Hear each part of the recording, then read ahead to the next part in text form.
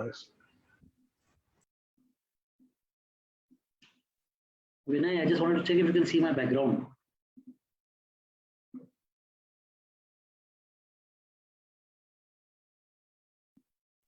We are live on Facebook now.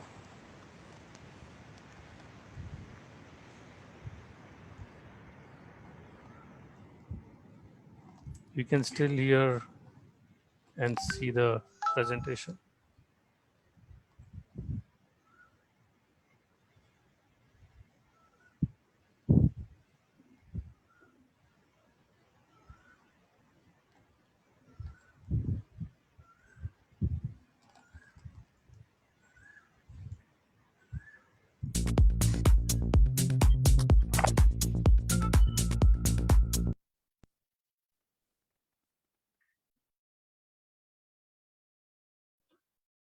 Vinay, is there any way you can check if you can see the background clearly?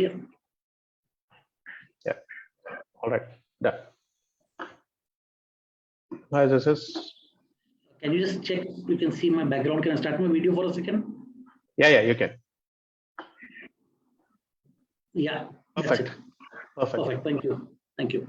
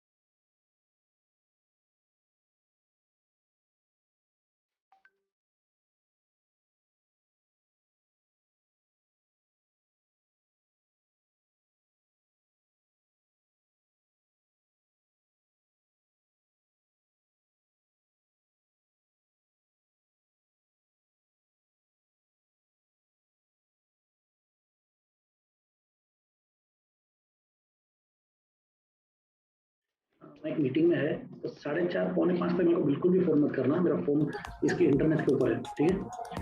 हाँ, याद से कुछ भी problem रहा, कुछ रहा, जो भी है 4:30 पौने 5 के बाद, ठीक है? अभी कुछ है, रश वगैरह है? बढ़िया बढ़िया।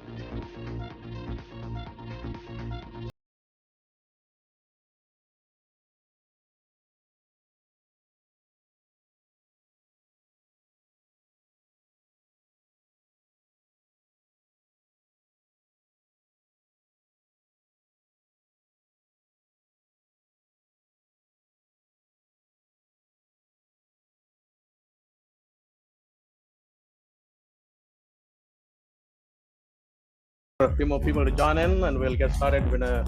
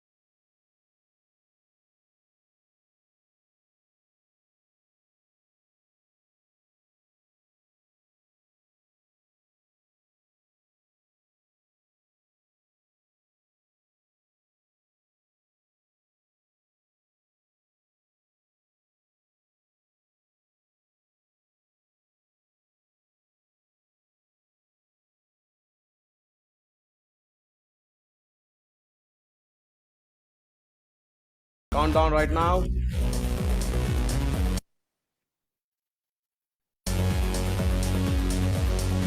4:10 is when we're going to start.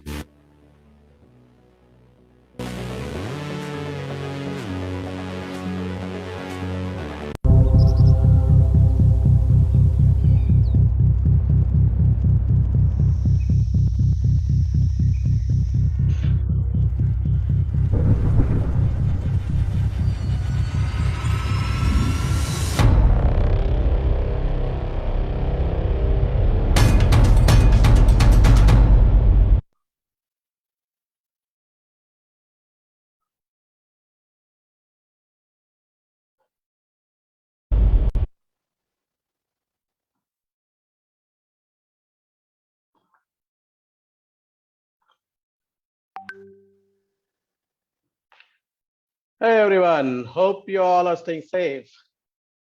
Fit 500, a cool app for the riders, and Bagheera, a lifestyle company, welcome you to the first virtual talk show when the rubber hits the road. Hashtag WTRHTR, where we bring the super bike riders, the enthusiasts, and the experts for a casual discussion on their experiences of owning a bike, riding a bike, tips for keeping the bike in good condition, destinations, food, bike reviews, first time riding tips, and first time buying tips, and more.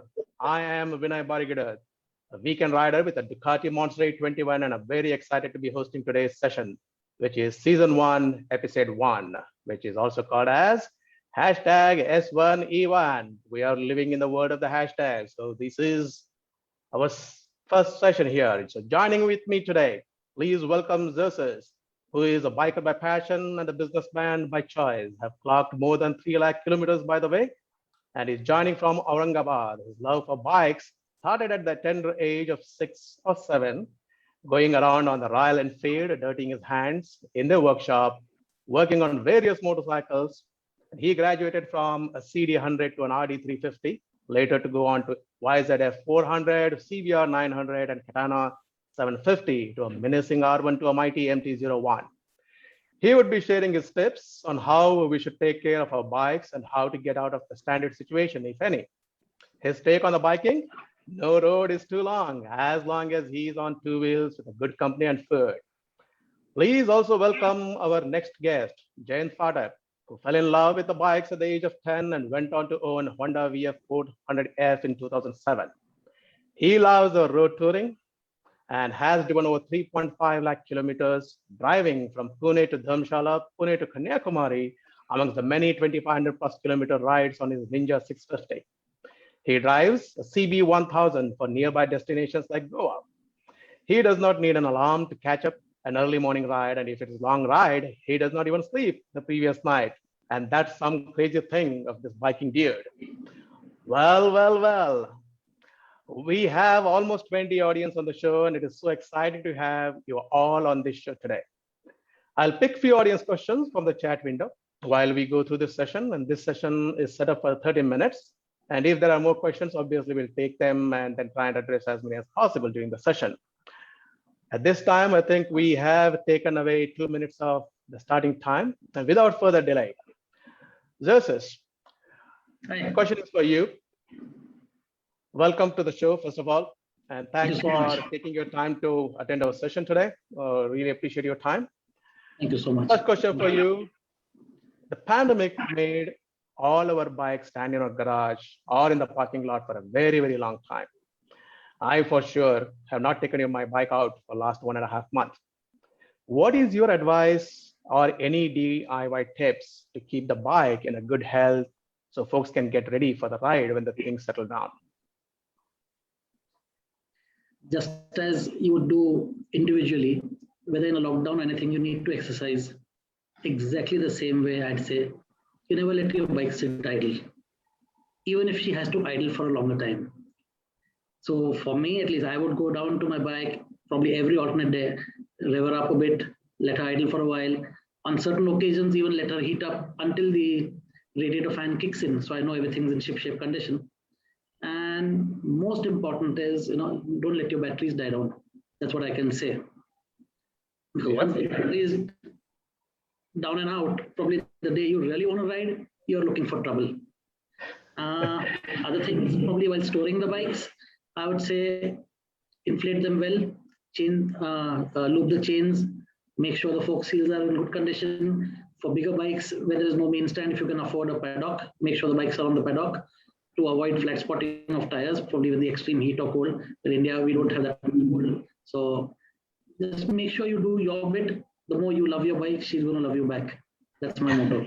So if I have parked my bike for about a month or so, I make sure she gets her wax and polish. I think Jayant will agree with me. Probably he's also waxed and polished his bike 3 times without riding it even once. So whatever it is, she's a lady. She likes her pampering. I would say that. Awesome. Thank you, Joseph. And one more thing, Joseph. So what I've seen is many times we don't take care of the tires, and I think we ignore the condition of the tires many times. Do you have any tips for the riders? What specifically they should be looking at the tires? How often should they look at changing them, or what are some of the threads that they should observe? Any advice, especially now that the rainy season is probably around the corner? See, there are a lot of different tires out there in the market. Some have got soft compounds, some have got mixed compounds.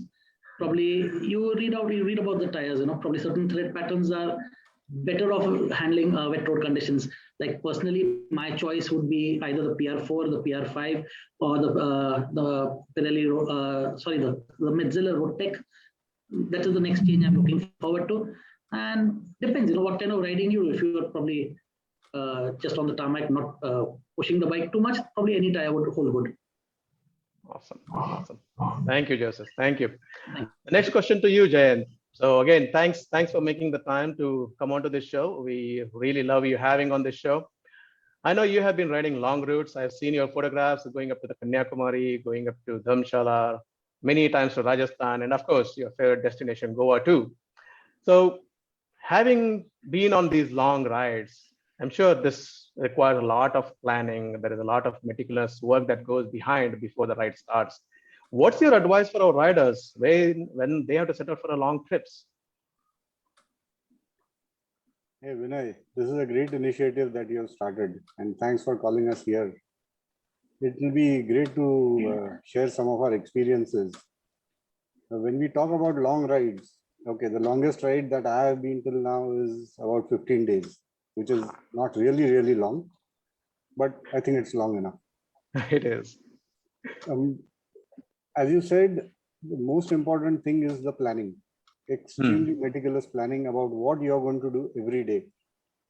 And you need to have a confirmed reservation for your stay at each of the location before you leave. Hmm. You don't want to get into that place maybe at 6:30 in the evening and then start looking for a place to stay. No. Hmm. After a long ride of maybe 12, 13 hours, you want to just take off your riding gear and rest. Maybe have a beer immediately after. I don't know. But this is very important. Then all your bike papers, make sure you have your PUC certificate done just before you have started your ride. So normally it is valid only for 6 months, and we look at our insurances, we look at our registrations, your licenses and everything, but we forget the PUC. PUC is something. And that's where we get caught most of the time. Yep. I mean, it's stupid, but when you're out of the state, you don't even speak the language of the policeman. They will police you for that. Absolutely. Great points. Great points, Jayant. Anything else you want to add? Just carry a puncture repair kit and a compressor, maybe some extra fuses, chain clean and chain lube. You don't need any other tools because I don't think you can really repair your bike from the road. Great, great. Well, those are great tips for anybody who is planning for a great trip. And of course, don't try to venture out right now when the things are a little not so great outside. But whenever things ease up and you are ready to travel for a long drive, make sure that you carry all the documentation, book your destinations in advance. Jayant, one of our audience wants to know, what makes a perfect touring setup? I think the question is more to do with, are there any new destinations they should experiment with? Are there any mistakes that they should avoid based on your driving experiences? Especially you have been to the north, you have been to the south, so you have seen the different roads. So any advice for our riders or our audiences right now? Well, the most important thing for a long tour is the company that you have. And normally we are all on communicators, so we are talking all the way through. And so Bluetooth is a must. Absolutely. Communicators are a must. You need to have company with whom you can speak to from 5 o'clock in the morning to 7 o'clock without getting bored. That's the secret. Destinations, yes. Local food, that is another attraction. And roads. We generally try to follow Google Maps because almost 98% of the times Google Maps are pretty good. Wow, that's a great commendable recommendation for the Google Maps there. 98%, awesome. Yeah.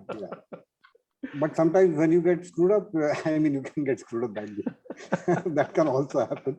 But that's just having fun. Well, having fun is the biggest part in the ride. So that's what you need to do. And one very, very important tip. Do not try to ride more than 600 kilometers in a day. It gets really tiring. I mean, on one of the last rides, we hit Hosur from Pune straight away, about 850 kilometers. Oh my God. The second day we reached Kanyakumari, another says 700 kilometers. It was a nice ride. I cannot deny that. But it became a little too hectic, I think. I can imagine. I mean, limit your trips, limit your day rides to about 600 kilometers and reach before sundown. Okay. Yeah, a very good point. Reach before the sundown, because you never know what will be crossing the road when you're driving at that speed. So better reach to the destination where you can take a rest. Awesome, Jayant. Thank you, Jayant. Thank you for that tip. The next one is for Xerxes. Well, you must have seen so many bikes in the workshop growing up. And I'm sure since you own a petrol pump, you probably have seen so many vehicles coming in, and you being part of Grease Balls, which is your biker group, there are many different types of bikes that you have seen. One of our audience would like to know, how does it feel seeing the Indian market navigate from UJMs of the 90s to the diversity we have now? So it's like having only Doordarshan to the umpteen number of channels that we get to see on the TV now. Everything is all about aspiration, and so is the market. As kids, probably we grew up with cycles. We dreamt of motorcycles, then we dreamt of bigger motorcycles, and then we dreamt of faster motorcycles. So I would say, just as the consumer part has grown, so has the market. And it's a beautiful journey along the way. I would not say we had slow bikes at that time because we didn't know what speed was. So for us, 80 kilometers an hour was also high speed. Probably touching 100 on RX 100 was like a goal at that time. And once the RD came in, the RD 350s, then probably they rewrote a lot of rules. Obviously, they were called the widow makers also at that time because they had really bad brakes. But other than that, people I think who have owned the RD 350 will swear by it even today. Though now in today's age, I find them unreliable, but at that time probably they were a benchmark. And obviously, with the markets opening up, with new bikes coming in, like I would say, like we say, the aspiration for everyone has grown, so has the market. So it's a welcome change, and we are looking forward to much more beautiful bikes even in the future. Probably even our aspirations and dreams will go and grow. Absolutely. Absolutely. Very nice. Very nice. Thanks, Xerxes. I think many times what happens is when we start looking at the bikes, I remember my first bike was an RX 100. And from there, I started driving an RD 350. And then in between, there is a lot of lull before I could then go on to the next bike.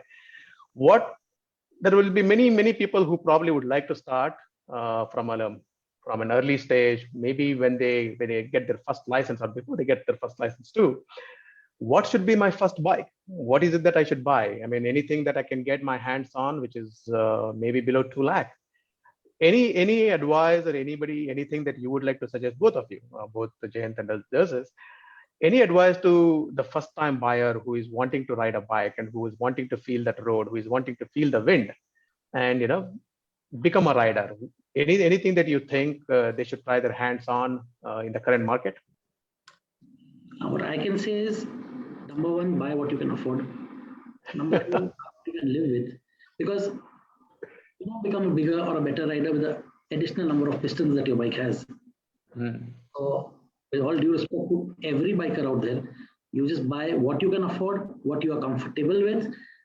And there are many groups that don't ride with smaller bikes. There are many groups that, even we encourage a lot of smaller bikes. So it's totally a personal choice of what you want to start off with. Do not jump to the 100 plus BHPs in the very first go. These bikes are unlimited. That's the only advice. The rest, I think the biker, after all, the throttle is in your hands. So you have to be careful with that and you will survive anything. Well, though I'm saying after making tons and tons of mistakes on my RD350, so now probably it's not an advice, it's just a personal experience. Stay safe. Absolutely. Great advice, Xerxes. What about you, Jayant? What do you say? Yeah. See, for me, riding is more than a bike, it's a mental state. I also have a Suzuki Gixxer 150. I will be happy to take it all the way to Dharamshala or Missouri right from today. Wow. It doesn't matter. Wow. It's the ride that matters more than the bike. So, as Xerxes said, buy what you can afford and enjoy. And the Gixxer has been extremely reliable. Other than the regular servicing, I've had nothing more that was required of it. It's already done more than about 30,000 kilometers in the city. I've taken it to Aurangabad a couple of times. Wow. And without any hassles. Awesome. I had a Yamaha SZ and great bike. I rode it from here to Karnataka and a great bike for city driving too. But I think, as both of you are saying, it is good to know what you can afford and what you can have in the first place. I don't think there's anything called as, okay, I want to buy something below this budget or that budget. So getting onto the bike is a great experience. It gives you a lot of freedom. It gives you a different perspective when you start riding the bike. So I think owning one and enjoying the ride with the company is always a great feeling. Now, one question I would like to ask both of you. Again, this one came from one of the audience who had registered for the event today. The media and experts mention about Japanese reliability, German boldness, Italian aesthetics, and Russian lack of standards. I'm sorry, I didn't say that, but it is coming from an audience as a question. What is your poison?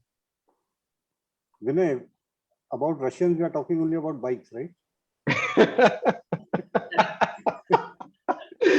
Yes, on Okay. this show, only about the bike. All right. Xerxes, you want to go first? No, I'll hear you out first. All right. I will go for the Japanese reliability any day. Okay. All my bikes have been Japanese till now. Oh, wow. Although I would love to have a BMW R1250 RS in my garage, but it's out of my reach. So we'll start a fundraising. Immediately. All right. So anyways, I go for the Japanese reliability, especially because in India we ride so far off where help can be like hundreds of kilometers away. And the Kawasaki Ninja 650 that I have, the CB1000, and the bikes that I had previously, I mean, never really broke down. All were Japanese. Wow. All right. Awesome. Awesome. What about you, Justice? What do you think? Definitely, I'll agree with JP on Japanese reliability. But like I said in the beginning, aspiration. I am definitely standing in my garage someday. Right. Awesome. Yep. I think it's very important for everybody to know. You have to ride the bike to feel the bike. Every rider has something that when they touch a bike, when they ride a bike, even when they go for a trial, they will start feeling that, okay, this is the bike that I want to ride. It's just everybody's choice is different. Yes, Japanese probably have the great reliability that is known world over. Even when we go to buy a car, we first look at a Japanese car today. Same is the case with the bike too. But go for a trial, see what fits correctly. I mean, it's very important to manage the heights and weight and everything else. There are a lot of things, especially when you're trying to ride a bigger bike. The curb weight and your height, they play a very important role. You also need to remember, you may fall many times. So when you fall, you should be able to pick that bike up. So just make sure that you are doing those exercises properly. Well, that was a very interesting question coming from the audience. Well, this has been a great discussion so far, but I just need to do a quick time check. Let me see how are we doing. Well, we are almost at top of the hour, 4:30. We have a few more minutes, but I think we will extend a little more. We'll try and take some questions coming from the audience and see if there are any specific questions that we need to address. Then one of the question at the beginning of the session we did ask, when we talk about a vehicle being parked for a very long time, just as you did mention about doing some basic checks and all that stuff. But what happens if at all there is a service due? Somebody wants to change an oil, or somebody wants to do the cable checks, or somebody wants to do some battery checks. I think how someone would go about charging that battery or keeping their battery in the best of its health. Any advice for that? I think investing in a battery tender is the best thing to do, because the battery tenders of today can actually charge as well as maintain the battery with a trickle charge. If you want to store it after, over a very long period. And cable changes and all, I would say, other than the throttle cable on the new bikes, I think at least your clutch cables, one should know how to change them. That is something, even oil changes is not a very difficult thing to do. People should know how to change their oil, change the brake, the clutch cable. These are basic things one should know about their own bike. Most important, one thing I forgot to mention, based on personal experience, if you ride the bike after a long time, make sure you're also checking your driver's license validity. Because I had a bad experience. I took the bike on a ride and damaged both the rims. Came back on the Ninja 650, of course. Came back, lodged insurance claim, and I realized 2 days prior to my ride, my driving license had expired. So obviously the claim, didn't go through. So these are small things. They go a long way. Paperwork definitely is #1 priority. Okay, awesome. Well, one of the things that I've seen is when you're riding, you need to have a lot of concentration, because the kind of bike that we ride, they're heavy and they're like beast. So you have to control the throttle. You have to have a very tight concentration on the road, as well as anybody that comes in to disturb your riding pattern. What would be your advice, Jayant, especially now you ride a very long tours? What is your advice to keep that concentration in mind? How somebody needs to learn to focus, and how do they need to learn about anything that might go wrong when you're going at a speed that is unmanageable? Okay, the first and foremost thing is when you're going for such long tours and riding 500-600 kilometers per day, physical fitness, number one.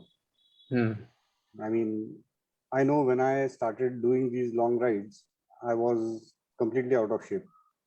But over the past 3-4 years, I have improved my physical fitness, and I understand the difference of having a physical fitness. Physical fitness is probably the most important thing. It'll keep your concentration. Now, when you're riding long distances, you have to keep changing the leader. You cannot ride yourself at the lead all the time, because the leader requires the most concentration. He's practically creating the road behind him for you all. So keep changing the leader every half an hour, 45 minutes, 1 hour. Take a break every 2 hours. Keep yourself hydrated. Drink coconut water down south. You get limbu sarbat north, coffee, tea, anything, water. But every 2 hours, you need a petrol break also. You need your own hydration break. This is how you keep your concentration. And in India, you have to be like the spider, have eyes on all sides of your head. Otherwise, it's impossible. Very true. Very true. I'm sure Xerxes can add a couple of things to this. Although he says he doesn't ride long, he does. Actually. I rarely, but I ride long sometimes. No, I agree with whatever he says, and I think one should avoid music. Definitely, because I made that mistake once or twice when I was riding alone. I didn't realize how close the bus behind me was, and listening to music, I did lose my concentration, and I drifted very slowly into the middle of the road. And the bus was right a few feet back. So 2 times I got that scared, and then I realized it's not happening again. Obviously, yes, you have to learn by your mistakes. And like JP said, investing in a good communication set. Number one, it keeps your family off all worries, because call you anytime, you can take the calls. Because people who generally don't have communications keep riding for hours together, and after that they probably take a look at their mobiles, or and then call back home to say they're safe. So obviously that is something you don't want. When you're on your ride, make sure your family is secure and least worried about you. That is when you can enjoy. And like you said, riding in a group, you have to keep changing the leader, because the leader is going to actually tell everyone behind you if there's a probably bad road or a curb or any kind of obstruction. That is very important. And then like JP and I, we can bitch for us together when we are riding. So how much we gossip, we got tons to catch up on. It all happens on the ride. Yeah. I think, guys, well, all of you who are listening to this event today, some of the important things that both the guests mentioned. This is very important to make sure that we are connected when you're riding, and especially changing that leader who is in the group is very important, so that the fatigue doesn't set in. I would definitely watch to what both of you are saying, and I think that these are very great tips, and especially in keeping the family informed and keeping everybody informed is a great thing that we can do. And that's where I think what we are trying to do is the event which is being hosted by Pit 500 is one of the app where a lot of these features are being built. I know for sure that there are group rides that are being planned. There are rides where you can know where your fellow riders are. There is an SOS feature. So there are many things that are being done as part of the app also. So I would say take a look at the app when you get a chance, and be safe when you're riding. So I'll just do a quick time check. Once again, I think we are in our 40th minute, almost coming up. We'll see if there are any questions from the audience before we start winding down from the session today. Okay, audience, if you have any questions, please send them via the chat window. we will be able to take those questions up, and our guests here will be very happy to answer any of those questions. I'm giving a minute or two for people to send in their questions. And while the questions are coming in, probably one couple of questions for the guest today. When it says every rider has a weakness when they see a corner, right? It is, it's we just go weak in the knees, right? So what is the best way for managing the corners? What is the best way to see that, that curve is coming and I need to tilt down and I need to manage that bike and then, go through that curve? What do you do? How do you manage that? And how do you control the bike? Any tips for the riders who has never done that before? Oh, number one, you have to control yourself first. Leave the bike to do its own thing. I have a wife and a daughter home, so that is obviously done well. Then I have to get back home in one piece, definitely. And every person has a different riding technique. So we are more professionals, probably to teach someone how to ride or how to attack a corner, depending on their riding style. But I would just say stay safe and just go through it. And just do something that makes you smile, but come out in one piece. Okay. Yeah. What do you think, Jayant? It's instinct. That's it. You know when your rear is slipping out under you, you get back up. That's it. Try not to lose the front because then you are in a mess. Then start Oh, I remember this time when I had the MV Agusta Brutale. One of our, Vinay, Shrikant. So Shrikant had got it to his home before it was launched in India. And we had a test ride in the city and the bike was lousy. I mean, I hated the bike. Okay. Then the next weekend he got it towards the ride on Lavasa. Damn, the bike turns itself. It was a crazy feeling. So different bikes also handled in a different way. And you need to know your bike very well to get into a corner as low. Right. And I think one of the things that I would definitely probably relate to all the audience who are listening to us today, before you start leaning on that bike in the corner, there are many, many training institutes across India. I think you should find out which is the nearest training institute. And there are small tracks also in most of the cities too. You should go and try out the track. You should get trained and then try it out. And Jayant and Xerxes, as both of them are saying, you should know your bike very well. You should know what is the center of gravity, how much you can lean, what is the condition of your tire. You will start understanding when you start riding, and when you start leaning, at what angle the bike starts giving away. So you need to understand those things, body posture. There are so many physical elements that also come along when you're riding. So keep that science in your mind when you're riding and enjoy the ride. If at all you can go get trained, nothing like it. That will just help your riding posture. That will help your riding pleasure. So do that. I think there are a couple of questions coming in from the audience. One question I'll just take.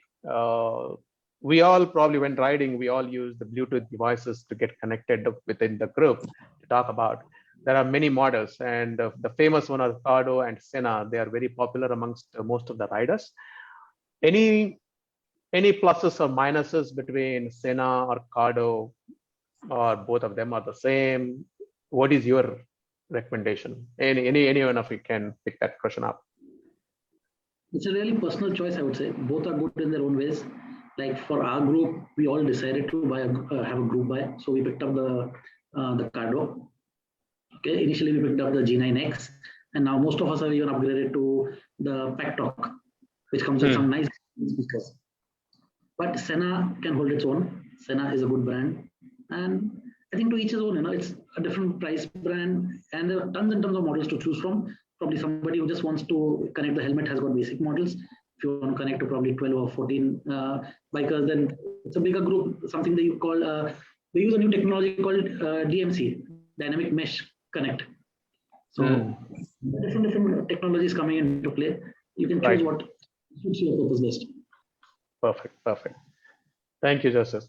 I think as the experts are saying, everybody has a personal choice. What goes well with your style, what you like in the design is what matters. The technology probably is very similar in both Senna and Cardo. Pick the one that you like. They all deliver very optimum technology. They all deliver optimum solution from Bluetooth talking perspective. So that's the answer coming from the experts. The next one is when you prefer to drive, night or day? I think I'll send it to Jayant. Jayant, you want to answer that question? Definitely day. Definitely day. I'm the night guy. I'm the early morning guy. Early morning, yes. Early morning. I can say 4 o'clock, probably 3:30 or 4. Yes, that is fine. Dawn is one time where you need to be a little careful because all the dogs, the animals on the road are getting up and maybe crossing the roads. Yep. Truck drivers are just starting off, so they are a little busy. Yeah. But once it is proper daylight, you can go. But start early as possible, 4 o'clock, 3:30, whatever. Yep. Try to cover the city part early in the morning and try to get to the highway as early as possible. Nighttime avoid. Nighttime avoid. Okay. Great tips. I think I do concur with both of you. Getting up early in the morning and going for a drive is always a great feeling. Fresh oxygen, not many people on the road, and of course, dawn is the time when truck drivers are coming onto the road, as well as the dogs and animals also are crossing. And those are the time to avoid. But great tips, and thank you for that. There's one more question coming from the audience. Should we go in a group for a ride, or should we go solo? And which is your favorite? I think this question for both of you. So you can take probably, Xerxes, you can go first, and then Jayant, you can take it up. I've been riding for donkey's years solo, and I tell you, it's not as much fun. Probably some people do find it a lot of, too entertaining. They're on their own rules, the way they ride is totally on their own wish. But once I've started riding with my group, there's no looking back. Once you get a good group that rides to a destination with good food, then there is no looking back. But it's again a personal choice. So I know a few very close friends who do ride with us in groups, but they're better off when they're alone. They do higher speeds, they do higher, longer distances. But then for me, I think the group is always preferred now. Earlier, probably I would do it all alone, but now I really get bored riding alone. I'm just looking for at least that one person for company. Okay. Awesome. All right. Jayant, what is your choice? Yeah, agree with Babaji. Maybe can go for a ride, a short ride, couple of hours here and there alone when you want to clear your mind or get something. Yeah. I mean, when you're pissed off with something, you want to go alone for a ride. So inside your helmet, you are by yourself. That is good enough. But long rides, I would always go with a group. And Greaseballs is a great group to go out with. Yep. All right. Awesome. I think that also brings to one more thing on the Pit 500, the groups. There is a feature that is getting released next week where you can create your own groups. You can create rides for the groups. You can exchange all the photos that you take while you're riding into the group. So check it out when you get a chance and see how the group feature works. We'd like to hear the feedback also on that. Let's see. I think we're almost up with our time. Well, there are no more questions coming also from the audience. Well, that's all the time that we have for today, guys. And thanks, Xerxes and Jayant, for being great guests for today and providing your expert advice to our audience. And thanks for your time. It was great hosting both of you on this show. Thank you so much. Thanks, Vinay. It was a pleasure. Yeah, and I hope everyone enjoyed listening and watching this show. We'd like to hear your feedback so we can improve our next episode. Leave your comments on our FB page or on the Insta page. Search for Pit 500 and you'll get to our page. And thank you once again. Follow us on FB or Insta for our next announcement. Till then, keep your bike safe, ride safe, and stay safe. Have a great evening. Signing off now.